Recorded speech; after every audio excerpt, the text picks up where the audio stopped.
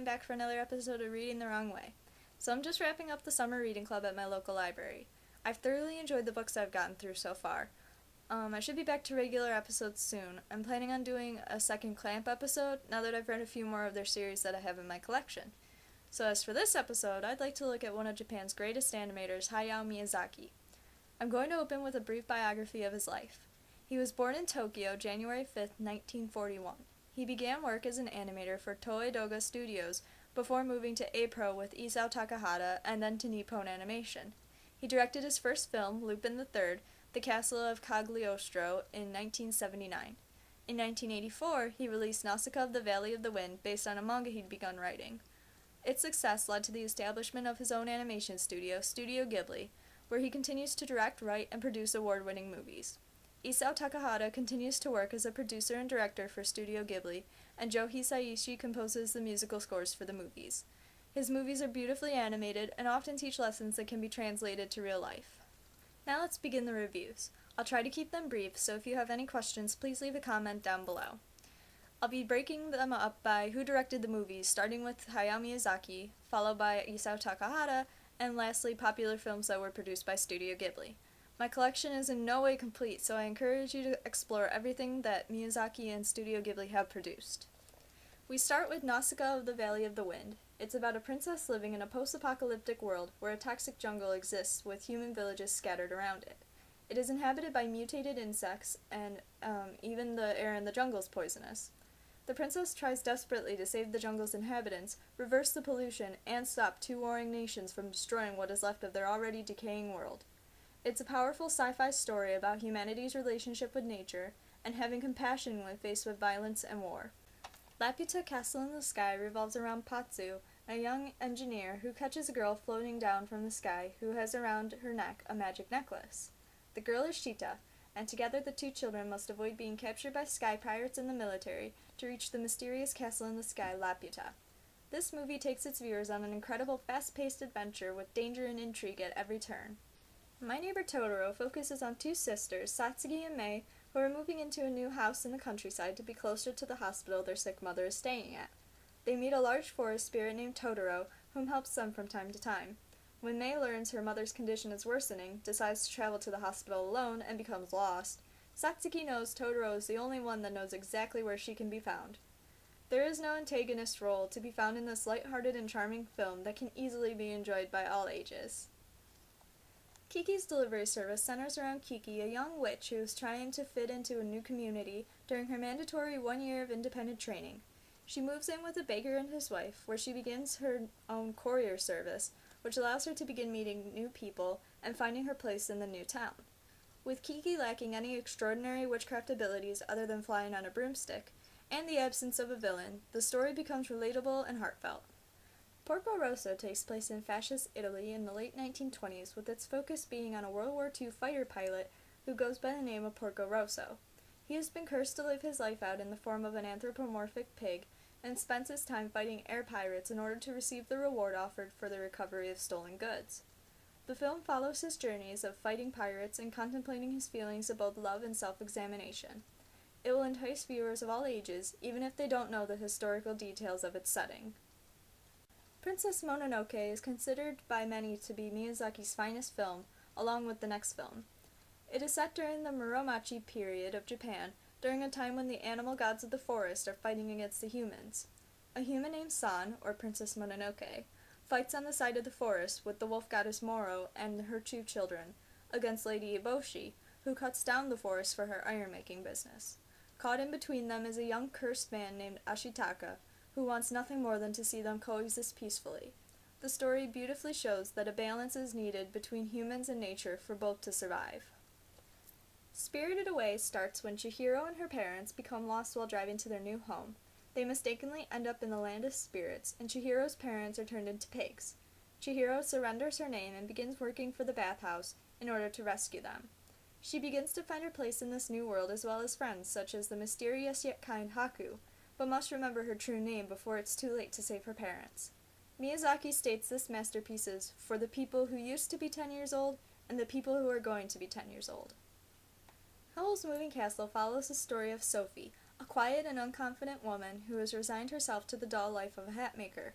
She is cursed with the body of a 90-year-old woman by a spiteful witch, and finds her way to the moving castle of a young wizard named Howl, who was also cursed by the witch.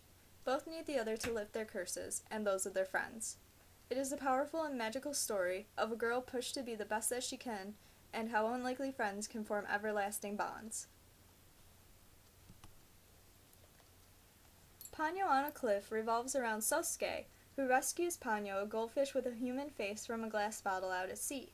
He takes her home and discovers she can talk and has a fondness for meat. Ponyo no longer wishes to live in the sea, but would rather be a human so that she can live with Sosuke, much to her father's disapproval. This spin on the Little Mermaid fairy tale is both majestic in animation and innocent in its plot and characters. Ponyo on a Cliff revolves around Sosuke, who rescues Ponyo, a goldfish with a human face, from a glass bottle out at sea. He takes her home and discovers she can talk and has a fondness for meat. Ponyo no longer wishes to live in the sea, but would rather be a human so that she can live with Sosuke, much to her father's disapproval. This spin on the Little Mermaid fairy tale is both majestic in animation and innocent in its plot and characters. Starting off the films directed by Isao Takahata is Grave of the Fireflies. Unlike most of Studio Ghibli's movies that are colorful and often lighthearted or mystical, Grave of the Fireflies is a very somber story about Seita and Setsuko, two children trying to survive during World War II. Their mother succumbed to burns she received during an American firebombing on their town. They live with a distant relative for a time, but Seita doesn't get along with her, and decides to take his little sister with him to live on their own. This movie doesn't sugarcoat the effects of war, but it does show the reality of it through the gentle eyes of its two main characters. You will definitely need a box of tissues for this, just trust me on it. Grab the tissues before you even put this in the DVD player. And if you wanted a fun fact, when this film was released in the Japanese theaters, it double featured with My Neighbor Totoro. Just throwing that out there for you. Pom Poko is the story of a group of tanuki living in a forest outside of a construction zone. As the project progresses, the tanuki's habitat becomes threatened. They seek help from other tanukis from neighboring forests to save their home. They shapeshift and do everything they can to sabotage their construction before they lose their homes to urban development. This often leads to humorous and sometimes tragic results. Unlike Nausicaa and Mononoke, that take on human perspectives to encourage protecting nature, this movie uniquely takes on the viewpoint of the very creatures being threatened, adding a sense of realism to it that the other movies in their pure fantasy settings don't convey quite as strongly. My Neighbours the Yamada centers around the daily lives of the Yamada family. There is no true overall plot, but rather different moments from the family's lives. They experience both regular events such as shopping and watching TV, to the semi-bizarre, which will leave you realizing your family can often act quite similar. If there was an overall theme, it is that the family's love for each other is shown not through physical displays of affection, but through their tolerance of each other's differences. It is the lovable story of the most ordinary yet extraordinary family in Japan. For movies produced by Studio Ghibli, we start with Whisper of the Heart, the story of Shizuku, a young student who is trying to discover who she really is. She meets a boy named Seiji, who has checked out every book in the library that she has. As they grow closer, Shizuku tries to test her talents by writing a story about the Baron, a cat statuette owned by Seiji's grandfather. The Baron and her newfound friends help her along her journey to find herself. This teen romance story avoids all the cliches of most of today's movies, while painting a beautiful and emotional film of love and self-discovery. The Cat Return sees the return of both Muta and the Baron from Whisper of the Heart. This time they must help a girl named Haru who finds herself engaged to a cat prince after saving his life from a busy road.